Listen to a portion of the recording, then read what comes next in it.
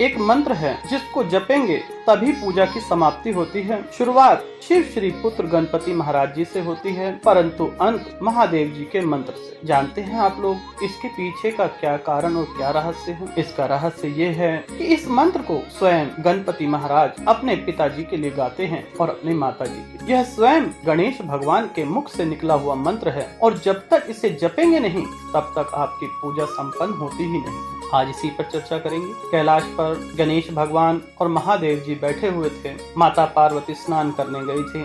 जिस तरह से हम अपने बेटे के साथ बैठते हैं उसी प्रकार से गणेश भगवान महादेव जी को निहार रहे थे। निहारते निहारते कहने लगे कि पिताजी, इस संसार में सभी बड़े सुंदर हैं, कोई भस्म नहीं लगाता, कोई नागों की माला नहीं डालता और जटाएं जो हैं आपकी बिखरी हुई रहती हैं, ना कोई आप आभूषण डालते हैं। तो महादेव जी कहते हैं कि यह मेरा असली रूप है और यही संसार को पसंद है। मेरे इस रूप में सृष्टि में जो कुछ भी है सब मुझ में समाया हुआ है। मेरे नाग, मेरे चांद, मेरे बाल बिखरे हुए, गंगा, हर एक चीज का इस संसार में जो उपयोग है वह मुझसे ही शुरू है और मुझसे ही अंत। यह बातें जब गणेश भगवान ने सुनी तो महादेव जी को अनुरोध किया कि पिताजी, जिस प्रकार से संसार के व्यक्ति और सभी देव रहते हैं, क्या उस प्रकार से आप मेरे कहने पर एक दिन वैसे नहीं रह सकते? बिना भस्म, बिना नाग, जटाएं बिखरी ना हो। पिता और पुत्र का प्यार होता ही अनोखा है। और महादेव जी ने गणेश भगवान की बात मानी। वह स्नान करके आए,